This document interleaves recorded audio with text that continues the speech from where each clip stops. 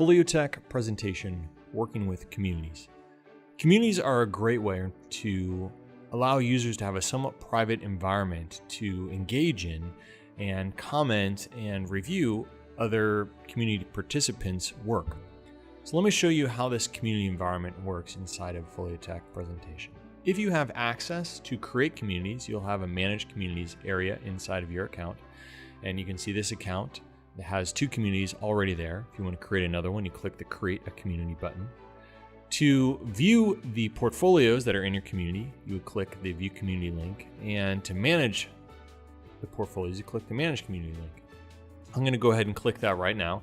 It's going to dump me in to the community itself so I can look at some statistics about it. So right off the bat, I see a grid here, a report type grid that allows me to see some data on the usage of the participants in this community. So I can see that in March 2012, there were 77 different views of the portfolios, 29 portfolios that are in this community. And I can even drill down and see that most of those views happened on the 22nd, and they happened in the afternoon of that time. I can also see editing time.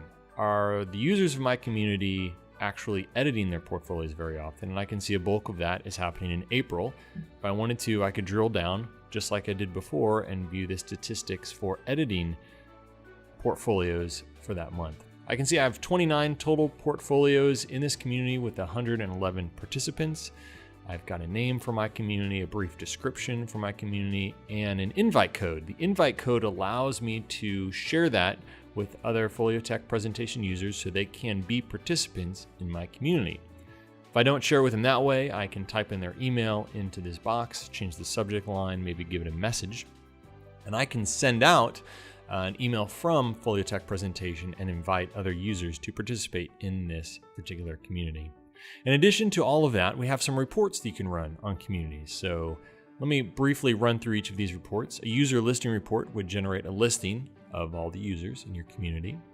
The random listing of portfolios would allow you to put in a number and generate a random sampling of portfolios for you to view that are from your community. If you have a large community, that's very valuable.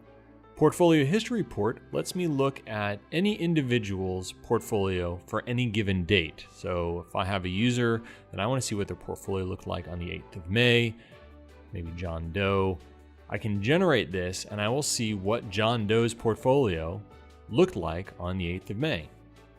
In addition to this type of report, we have a follow-up report that is similar. It's a historical comparison report. So I can look at John Doe once again and see, what did John Doe's portfolio look like, back in May again, and what does it look like today? So I can see the difference between those 2 reports, click Generate, and I can see links to each of those that will allow me to see that. So those are some of the reports you can run for a particular community. In addition to being able to run reports, you're probably going to want to view the portfolios that are in the community. So let's go back to the home screen. This is one way of doing this. And I have the View Community link, and this allows me to see all of the portfolios that have been shared by the participants of my community within my community. Click on any one of those and you can actually see that portfolio. So this has been managing communities inside of Foliotek.